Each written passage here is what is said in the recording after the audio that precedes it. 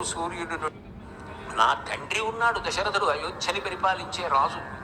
మా నాన్నగారు చెప్పాలి కోడలెవరో, నేనేవండి ఆ అమ్మాయిని పెళ్లి చేసుకోవడానికి శివధనుర్భంగం చేశానంటే క్షత్రియుడిని ధనస్సు ఎక్కువ పెట్టాను, మా నాన్నగారికి కబురు చేయండి అన్నాడు. అంటే మా దశరథుడు 4 రోజులు ప్రయాణం చేసి వచ్చాడు.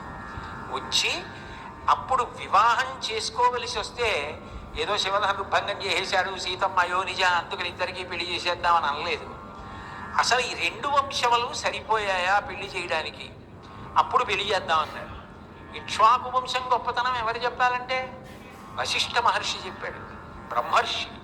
ఆ వంశం గురించి చెప్తే నేను తరిచిపోతానయా అని ఆయన లేచి ఆ రవికులుడితడు ఆ సూర్యవంశం ఎంత గొప్పదో చెప్పాడు.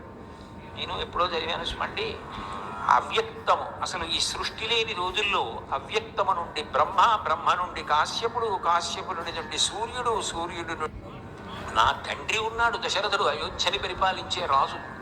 మా నాన్నగారు చెప్పాలి కోడలెవరో, నేనేవండి ఆ అమ్మాయిని పెళ్లి చేసుకోవడానికి శివధనుర్భంగం చేశానంటే క్షత్రియుడిని ధనస్సు ఎక్కువ పెట్టాను, మా నాన్నగారికి కబురు చేయండి అన్నాడు. అంటే మా దశరథుడు 4 రోజులు ప్రయాణం చేసి వచ్చాడు. వచ్చి అప్పుడు వివాహం చేసుకోవలసి వస్తే ఏదో శివధనుర్భంగం చేసేశాడు, సీతమ్మ అయోనిజ అందుకని ఇద్దరికీ పెళ్లి చేసేద్దామని అనలేదు. అసలు ఈ 2 వంశములు సరిపోయాయా పెళ్లి చేయడానికి, అప్పుడు పెళ్లి చేద్దామన్నారు. ఇక్ష్వాకు వంశం గొప్పతనం ఎవరు చెప్పాలంటే వశిష్ఠ మహర్షి చెప్పాడు, బ్రహ్మర్షి. ఆ వంశం గురించి చెప్తే నేను తరిచిపోతానయా అని ఆయన లేచి ఆ రవికులుడితడు ఆ సూర్యవంశం ఎంత గొప్పదో చెప్పాడు. నేను ఎప్పుడో చదివాను స్మండి. అవ్యక్తము, అసలు ఈ సృష్టి లేని రోజుల్లో అవ్యక్తము నుండి బ్రహ్మ, బ్రహ్మ నుండి కాశ్యపుడు, కాశ్యపుడి నుండి సూర్యుడు, సూర్యుడు నుండి